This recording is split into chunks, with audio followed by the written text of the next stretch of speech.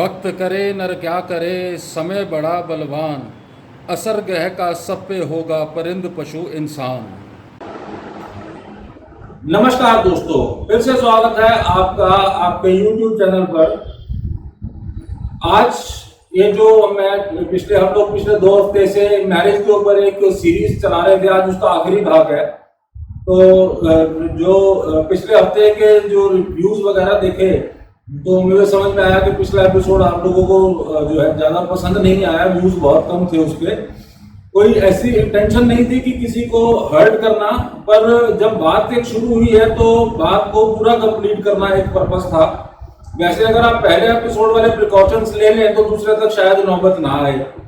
अब आज का एपिसोड इस सीरीज का लास्ट है और मैं ध्यान रखूंगा कि इस तरह की बातें ज़्यादा पसंद नहीं की जाती, तो इस तरह के टॉपिक में आगे नहीं दूंगा। पर बात पूरी करते हुए आज बात करेंगे कुछ ऐसे योगों की जो बहुत ही रेयर है। मेरे ख्याल शायद 1000 में से एक कुंडली में कभी मिलते हो। तो बताने का पर्पस ये है, अगर आप मैचिंग करा रहे हैं तो ये योग अगर आप दिख जाए तो आप उस जातक से बच जाएं।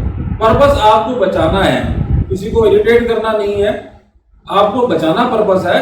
और जो नॉलेज है वो हर आदमी, वो अगर सबके लिए अवेलेबल है तो उसका किस तरह आप लाभ उठा सकते हैं उसको ध्यान में रखते हुए बनाया गया था। तो ज्यादा समय ना लेते हुए आपका चलिए चलते हैं सीधा कुंडलियों पर। तो आइए अब देखते हैं विवाह ना होने के योग। अंग्रेजी में कहेंगे डिनायल ऑफ मैरिज, हिंदी में विवाह नहीं।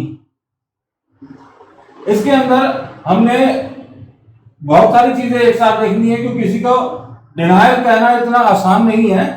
और अगर मेरा अपना मत आप जानना चाहें तो उसमें डिनायल हम ये कह रहे हैं कि 40-45 साल की उम्र तक शादी ना ही हो, पर मैंने बहुत से केसेस ऐसे देखे हैं 55-60 साल में भी हुई है। तो हम इसे डिनायल जिंदगी में मेरे हिसाब से कभी भी नहीं होता, कभी भी हो सकता है, शादी जैसा संबंध कभी भी जुड़ सकता है। नियम इंसान के बनाए हुए हैं, प्रकृति किसी नियम को नहीं मानती। पर क्योंकि ये जातक की हॉरोस्कोप दोनों मेल हॉरोस्कोप मैंने लिए हैं जानबूझ करके, और इन दोनों की एज लगभग 48-49 साल है। तो इसके अंदर जो देखने वाली चीजें हैं, पहले हम देखेंगे दूसरा घर कुंडली का, इसे कहते हैं कुटुंब स्थान। फिर देखेंगे चौथा घर, इसे कहते, ये देखेंगे अब जातक के इमोशंस के बारे में बताता है ये घर।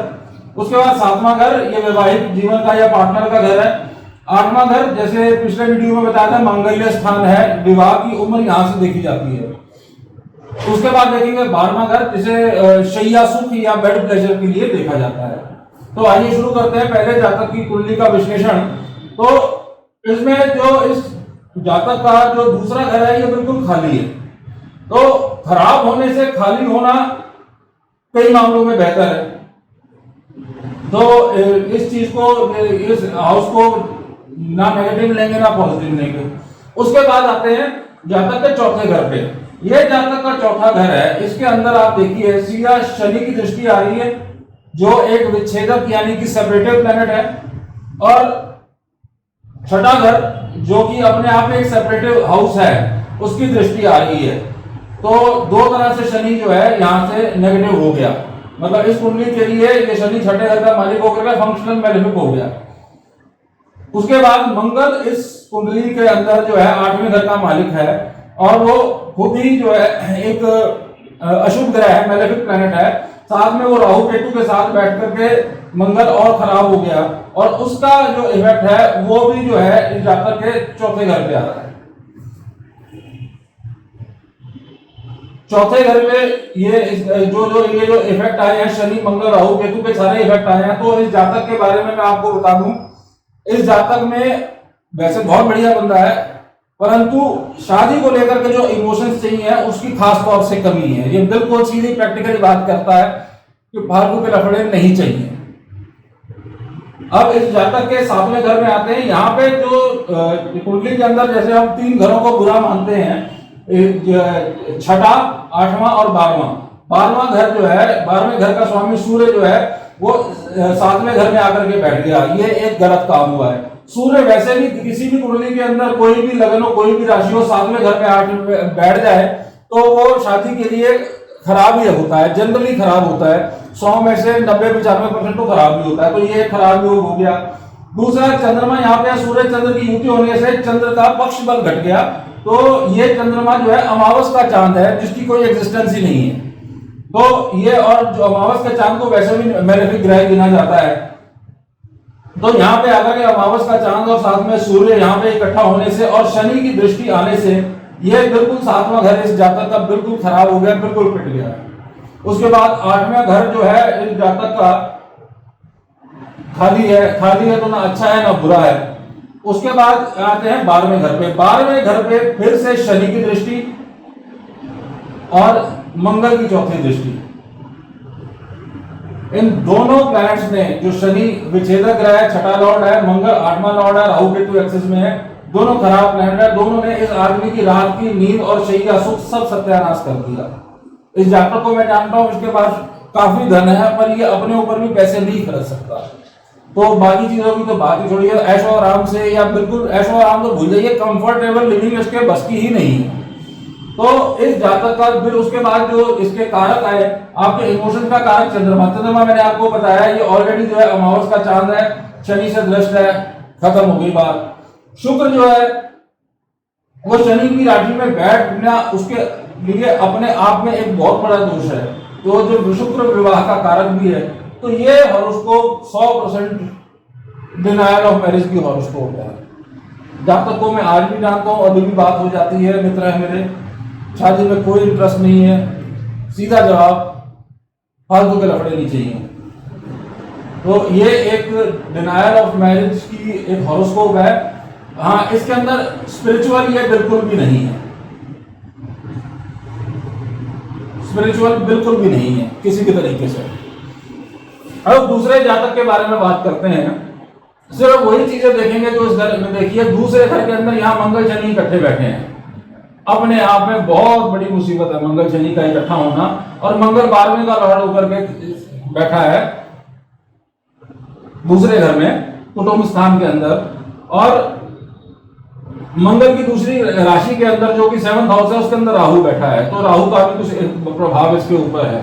तो दूसरा स्थान जो इस कुंडली का है वो बिल्कुल ही खराब है। तो कुटुंब स्थान के हिसाब से तो ये जातक का मामला बिल्कुल ही खराब है शादी को लेकर के। अब आते हैं चौथे घर पे। चौथे घर के ऊपर चंद्रमा, शुक्र, बृहस्पति और शनि, मतलब ये तीन ये दृष्टियां, और इसमें से शनि की ये दृष्टियां। इसमें एक पॉजिटिव बात यह है कि इसके अंदर चंद्रमा के साथ जो है शुक्र और बृहस्पति की जो दृष्टि पड़ रही है, शुक्र और बृहस्पति फिर भी बेनिफिक प्लैनेट है, नैसर्गिक शुभ ग्रह है। तो पर 7वें और छठे और 9वें के स्वामी होने के कारण ये शादी के लिए एक विच्छेदक किस्म के ग्रह है।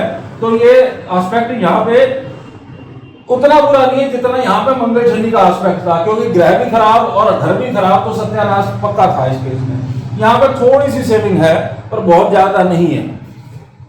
दूसरा, शनि मंगल के साथ होकर के और शनि की दृष्टि यहाँ पे आ रही है, तो 1 2 3 4 ग्रह यहाँ पे इस घर को डिस्टर्ब कर रहे हैं। जातक के बारे में बता दूं कि जब खुश है तो बहुत खुश है, बिना किसी कारण के खुश है, पर जब कभी ये इसका ग्राफ डाउन जाता है तो संभालना मुश्किल हो जाता है।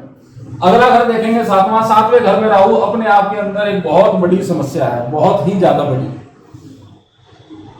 तो इस वजह से इस जातक ने कई दफा पार्टनरशिप करी, पार्टनरशिप भी नहीं चली, और शादी का तो मामला 2-4 दफा कभी बात हुई भी, तो वो मामला सिरे नहीं चढ़ा इसका। और यहाँ से आप देखिए, अगर इसको मैं लगन मान लूं तो इसके 6ठे 8वें के अंदर सूर्य, मंगल, शनि और केतु 7वें बैठ करके देख रहा है, तो ये शादी का घर तो इस जातक का बिल्कुल तबाह ही हो रखा है एक किस्म से। उसके बाद 8वें घर के ऊपर फिर से मंगल शनि की दृष्टि काफी है बर्बाद करने के लिए। उसके बाद हम आते हैं 12वें घर पे। 12वें घर में सूर्य बैठा है जो अपने आप में एक विच्छेदक ग्रह है, पर इसमें एक एडवांटेज है इस जातक की, जो सूर्य ने इसको दिया है। कुछ रिजल्ट्स आ चुके हैं, कुछ आने वाले हैं, और उम्मीद करता हूं जल्दी आ जाएंगे, 1-2 साल की बात है। सूर्य यहाँ पे इसको क्रूर ग्रह कहा गया है, इसको जो है इसको एक मैलेफिक ग्रह या पाप ग्रह नहीं कहा गया। और दूसरा सूर्य यहाँ पे उच्च का होकर के बैठा है। तो उच्च का सूर्य 12वें घर में होना अपने आप में कम से कम खराबी नहीं है, इसके ऊपर और कोई नेगेटिव इफेक्ट नहीं है सूर्य के ऊपर। तो सूर्य के यहाँ होने से इस जातक का जो एक इसकी जो एक आदत है कि खर्चा राजा की तरह करेगा, चाहे जितने भी हो खर्चा जो है राजा की तरह ही होगा। तो इसके लिए जो एक कहावत कहता तोप कह रहा है सलामी तोप से ही होगी भले घर बिक जाए, तो इसकी वो हालत है। तो आज तक का तो जो मामला इस कुंडली को देखते हैं, हाँ बात आ गई चंद्रमा और शुक्र की। शुक्र इस केस में छठा लॉर्ड जरूर है पर साथ में लग्नेश भी है, तो एक कुछ पॉजिटिव पॉइंट उसी को मिलता है। तो चंद्रमा के साथ शुक्र है और बृहस्पति 8वां लॉर्ड है तो 11वां लॉर्ड भी है। तो इस तरह से देखा जाए तो ये बिल्कुल खराब योग नहीं है, कुछ तकलीफ दे रहा है तो पर जातक को मेंटली इन दोनों प्लैनेट्स में बहुत संभाल के भी रखा हुआ है। तो चंद्रमा इसका पर शादी के हिसाब से तो अच्छा नहीं है किसी भी हिसाब से। जहां तक शुक्र की बात आई, शुक्र बृहस्पति अपने शत्रु ग्रह के साथ है, चंद्रमा अपने शत्रु ग्रह के साथ है, राहु के नक्षत्र में है। तो ये कभी लेट जाकर के पर भी लगभग 50 का हो गया और 10 साल बाद भी 15 साल बाद भी कर सकता है, इसका कुछ भरोसा नहीं। पर आज की डेट में अगर मैं कहूं तो ये जिस तरह नॉर्मली लोग कहते हैं ये डिनायल की कुंडली है। दूसरा बात आ गई कि स्पिरिचुअल है या नहीं है। अब स्पिरिचुअल की जहां तक बात है तो इसमें दो योग इस कुंडली के अंदर है। तो सूर्य 12वें बैठना, इसको अगर लाल किताब से देखें तो इसे समाधि कहते हैं। सूर्य का यहाँ पे बैठना, आप सूर्य आत्मकारक भी है, आत्मा समाधि के स्थान में बैठी है इस जातक की। दूसरा एक योग जातक परिजात में है, शुक्र अगर मतलब शुक्र नहीं मतलब कोई भी ग्रह अगर आत्मकारक होकर के मीन नवांश में चला जाए तो जातक का वो जन्म आखिरी होता है। इस जातक का ये शुक्र जो है नवांश में अगर हम देखेंगे तो वो मीन राशि के अंदर राहु के साथ बैठा हुआ है। तो ये जातक की कोई वो नॉर्मल जिस तरह वो पूजा पाठ वगैरह होता है मंदिर जाना वो तो नहीं, पर ये थोड़ा सा स्पिरिचुअली इंक्लाइंड थोड़ा सा बहुत ज्यादा है। और इससे अगर कहो कि भाई तेरे को कभी किसी से कोई प्यार व्यार नहीं हुआ तो इसका सीधा जवाब है कि परमात्मा के अलावा इस दुनिया में प्रेम करने लायक कोई है भी नहीं। तो ये इसका एटीट्यूड है। यार शादी का तो पता नहीं यार, कर लेंगे देखेंगे जब परमात्मा चाहेगा हो ही जाएगी। कहता प्यार तो शायद मैं नहीं कर सकता पर हाँ शादी का व्यापार जरूर कर लूंगा, कोशिश करूंगा किसी को घाटा ना हो दोनों पार्टियों में से। पर ऐसा संयोग कब मिलेगा ये अल्लाह मालिक है, भगवान ने अंदाज दिया। तो ये यहाँ पे स्पिरिचुअल साइड आ गई। और पहला जो इसका जातक का कारण था शादी ना करने का, इसका धन भाव भी है। ये धन भाव के अंदर पैसे की इस जातक को हमेशा से ही समस्या रही है। तो पैसों के मामले में ये आज तक कुछ स्ट्रगल कर रहा है, चलो परमात्मा करे जल्दी ही ये स्ट्रगल दूर हो भाई। ठीक है, तो ये हमारा पहला योग है डिनायल ऑफ मैरिज। अब ये कुंडली है एक से ज्यादा शादी की। इस योग को मैं आपसे ज्यादा डिस्कस नहीं करूंगा, ये सिर्फ आपको इसलिए बताया कुंडली लगाई है कि आज के जमाने में भी ये योग जो सदियों से चलता आ रहा है वो चलता है। एक दो चीजें इसमें जो क्योंकि ज्यादा मैं डिस्कस नहीं करूंगा, पर एक दो चीजें है कि इसमें जो है शुक्र जो 7वां लॉर्ड है वो 5वें घर के अंदर आ गया तो कहीं ना कहीं एक से ज्यादा शादी होगी किसी की, तो लव मैरिज का एंगल तो आएगा ही। दूसरा लगन बहुत स्ट्रांग है, तो लगन और इसको मिला करके ये जातक मुसलमान नहीं है, हिंदू है। और मैंने अपनी आंख से देखा है इसको। और आज की डेट में भी 2 शादियां, मतलब जब मैं इनसे मिला बहुत साल पहले था, 2 शादियां थी। और ये तो एक जातक है, एक सज्जन से मैं मिला था, उनकी उम्र होगी 60 साल, 4 शादी तो कर चुके थे और 2 डाइवोर्स हुए थे, 2 अभी चल रही थी। पहली पत्नी तो उनकी से 2 साल 4 साल छोटी थी और जो आखिरी जिससे शादी की वो 20 साल की लड़की थी। वो भी मुस्लिम नहीं है, हिंदू थे। वो हॉरोस्कोप मुझसे मिस हो गई, अगर मेरे पास वो होती तो मैं उसे लगाता बजाय इस हॉरोस्कोप लगाने के। पर इसके ऊपर ज्यादा डिस्कशन ना करते हुए, पर ये है कि ये जो योग है आज भी चलते हैं। ये इस श्रृंखला का आखिरी योग है। ये पिछले 20 साल में मुझे एक ही कुंडली में मिला, पत्नी पर पत्नी मरती जाए। ये एक फीमेल हॉरोस्कोप है। और ध्यान रखिएगा ये योग जो लिखा गया था ये मेल चार्ट के लिए लिखा गया था कि अगर 6ठे घर में मंगल, 7वें घर में राहु और 8वें घर में शनि हो तो जातक की पत्नी पे पत्नी मरती जाए। ये कुंडली जब मेरे पास आई थी, ये पहली बात तो नेटिव खुद आया नहीं मेरे पास, आई नहीं। दूसरा, ये जो योग है ये मेल हॉरोस्कोप में काम करेगा, फीमेल में काम नहीं करेगा, क्योंकि फीमेल हॉरोस्कोप भी अपने आप में एक डिफरेंट सब्जेक्ट है। सारा का सारा एंगल ही दूर हो जाता है, उसके चेंज हो जाता है, एस्पेक्ट ही चेंज हो जाता है। तो इसके बारे में मैं आपको बता दूं, क्योंकि ये जातक मेरे पास आई नहीं थी। कई बार कुछ ऐसे आपके मित्र रिश्तेदार होते हैं जो भलाई करने में कुछ ज्यादा ही आतुर होते हैं, तो उन्होंने इससे बात भी नहीं करी होगी, और ना तो ये जातक मेरे पास आई, ना हम आगे कुछ कर सके, पर हॉरोस्कोप मैंने नोट कर दी थी। अब वैसे नॉर्मली देखा जाए तो मंगल कहते हैं, मंगल, राहु और शनि, पर मंगल यहाँ अपने घर का मंगल है। कौन सा ग्रह अपने घर को खराब करेगा? दूसरा, ये फीमेल नेटिव है, बेवकूफी की बात है। राहु 7वें घर में उपाय के काबिल है। मैंने बहुत सी कुंडलियां देखी, 7वें घर में राहु, शादी फर्स्ट क्लास 30, 35, 40 साल चलती है, तो बिल्कुल बेवकूफी की बात है। और शनि अपने घर में लंबी उम्र देता है, 8वें का शनि, अपने घर का शनि, कोई ग्रह अपना घर खराब नहीं करता। ये हॉरोस्कोप कहीं से भी अगर कोई अंधों की तरह हॉरोस्कोप के ऊपर योग लगाए और ये देख के डर जाए तो ये बिल्कुल बेवकूफी की बात है। और इस जातक के साथ यही हुआ, जहां भी इनकी शादी की बात होती है, कुंडली दे जाती है और वो वापस आ जाती है। तो पहले तो मैं इसको जातक को एक तो थ्रू एंड थ्रू मेरे पास ये कुंडली आई, फिर मैंने जिनसे बात करें इसी खुल के बात नहीं कर पाया, फिर मैंने उनको एक डेट सी दे दी थी। वो कहते उपाय बता दो हल्का सा।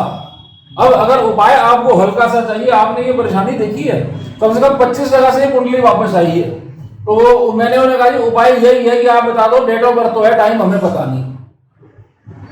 पर बीइंग अ फीमेल हॉरोस्कोप और ये कॉम्बिनेशन ओन हाउस प्लैनेट्स को होते हुए ये कॉम्बिनेशन यहाँ नहीं लेगा। हाँ, ये एक मेल हॉरोस्कोप होता तो परेशानी का बाइस था, पर बहुत सी चीजें होती हैं। और जो बंदे ने मुझे अप्रोच किया था वो खुद अपनी जिंदगी में इतना डरा हुआ था, तो वो कोई कदम ले नहीं सकता, तो किसी को क्या करेगा। तो बस आपको दिखाना था, ये 20 साल में एक बार मेरे पास ये योग आया था, वो भी मेल की फीमेल नेटिव में आया था, शादी हुई ही नहीं है। तो जहां इस तरह की कुंडली जाएगी, अगर ज्योतिषी ध्यान देने वाला नहीं है, सिर्फ कुंडली से बात नहीं बनेगी, हाथ भी देखना पड़ेगा और बहुत कुछ करना पड़ेगा, और राहु का इस केस में उपाय करना ही करना पड़ेगा किसी भी हालत के अंदर। और मैं बेसिकली प्रेडिक्टिव एस्ट्रोलॉजी का प्रैक्टिशनर हूं। मेरा 1% इंटरेस्ट नहीं है उपाय कराने में, क्योंकि मेरा अपना पसीना निकल जाता है उसके अंदर। पर यहाँ जरूरी है, अगर जातक जाता हो, मेरे लिए इसकी प्रेडिक्शन देना बहुत आसान है। अगला किसी के थ्रू आया तो ना तो जातक सीरियसली इंटरेस्टेड था, ना वही आदमी इंटरेस्टेड था, तो बस एक आपके लिए हॉरोस्कोप, हम लोगों के लिए पढ़ने के लिए एक है। बस ये वो है कि फिल्म में शाहरुख खान देख लो, पोस्टर पे बढ़िया है, first class, not an issue. जैसा कि ये तीनों योग आपने देखे, एक तो डिनायल ऑफ मैरिज का, एक मल्टीपल मैरिज का, और एक बहुत ही अजीबोगरीब योग था कि पत्नी पे पत्नी मरती जाए। तो एक्चुअली थोड़ा सा आपका समय और लूंगा, आपसे एक चीज डिस्कस मतलब शेयर करनी थी रादर, कि लॉकडाउन के दिनों में एक मूवी मैंने देखी थी, डियर जिंदगी। अब जो भी हादसा हो गया आपकी जिंदगी के अंदर या किसी भी जातक की जिंदगी के अंदर, उसके बाद जिंदगी तो चलेगी ना। सारी कहानी उस चीज पे है कि how to negotiate with that event, मतलब उस घटना का हमारी जिंदगी में कम से कम असर पड़े, उससे हम कुछ सीख लेकर के उससे आगे बढ़े। तो आप वीडियो देखा आपने, आपका बहुत बहुत शुक्रिया। इसको कोरिलेट करने के लिए एक मूवी है डियर जिंदगी, शाहरुख खान और आलिया भट्ट की। ये कोई प्रमोशन नहीं है, वो मूवी आगे चलेगी, भगवान जाने चली थी नहीं चली थी, पिटी थी, तो कोई प्रमोशन नहीं कर रहा हूँ उस मूवी की। पर उस चीज को देखिएगा, आजकल का यूथ आजकल के जिस तरह की परेशानियों से उलझ रहा है। पहले घर वाले शादी कर दिया करते थे, लोग गांव से बाहर नहीं जाते थे। अब हर बंदा जो है, कम से कम ज्यादातर बंदे जो मेरे सर्कल में आते हैं, सब चाहते हैं सबके बच्चे जाके विदेश में पढ़े, और विदेश में पढ़े तो भैया अगर एक बार विदेश से निकल गए तो उसके बाद बाकी कम से कम आप और आपका गांव उनकी जिंदगी में नहीं होगा, बाकी बहुत कुछ होगा। और जिस उम्र में वो कच्ची उम्र में बच्चे बाहर जाते हैं तो क्या क्या हो सकता है, but at the end of it they should know how to deal with the situation. मैंने कोई ऐसी बात नहीं की, आपको बुरी लगी, माफी चाहता हूं तहे दिल से, किसी का दिल वाकई नहीं दुखाना चाहता था। परंतु आदमी तो जिंदा रहेगा ना, एक इवेंट होकर चला गया, एक आदमी जिंदगी में आया और आकर के चला गया, चाहे अपनी मर्जी से गया चाहे आपकी मर्जी से गया, चाहे भगवान की मर्जी से क्या, पर जहां तक की जिंदगी चलेगी तो आज के फास्ट पेस जिंदगी को देखते हुए आप मैं गुजारिश करूंगा कुछ बातों को जो बुरी लगी उन्हें उस सेंस में ना लीजिए कि आपको बुरा लगाने के लिए कही गई थी। और जिंदगी चलती है सर, चाहे कोई हो या ना हो, जिंदगी चलेगी। जब तक जिंदगी चलेगी कोशिश करिए खुश रहिए, अपना ख्याल रखिए, अपने आप को बैलेंस रखिए। क्योंकि मेरे अपने खुद के डिप्रेशन के समय में अगर मैं अपनी उस समय की फोन बुक दिखाऊं, कम से कम 3500 लोगों के नाम थे। आज मेरी फोन बुक में 500 लोगों के नाम है। 1/7 मेरा सर्कल हो गया है। तो अगर आप मेरा वो दुख लंबा ना चलता तो शायद वो 3500 की जगह 3000 को मैं बचा लेता। तो आप इस सिचुएशन में ना आए, इस करके आपसे सब कुछ डिस्कस किया है। बाकी धन्यवाद आपका फिर से ये लंबा वीडियो देखने के लिए। अगला वीडियो मैं बनाऊंगा, मेरे ख्याल 2 वीडियो लगेंगे उसके अंदर, कि उपाय कैसे करें।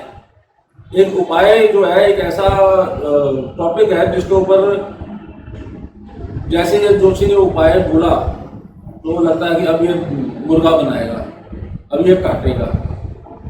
तो उपाय कैसे करें, और उससे पहले कोशिश करूंगा एक शॉर्ट्स डाल दूं कि ज्योतिषी के अंदर क्या चीज़ होनी चाहिए क्या नहीं होनी चाहिए। आप अपनी सिलेक्शन प्रॉपर कर लीजिए। बाकी सब सारी मेहनत करने के बाद आखिरी फैसला किस्मत या परमात्मा के हाथ में होता है। पुनः परमात्मा से लड़ना है।